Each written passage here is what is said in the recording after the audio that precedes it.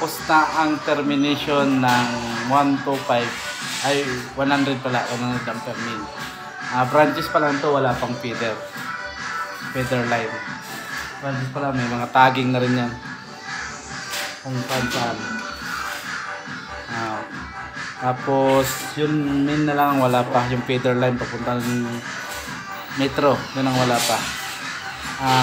Baka bukas siguro, pero ito okay na tong lahat. Pagaganahin ko na siguro ito next week ay mga power na to. Ito yung grounding ko, kulay green.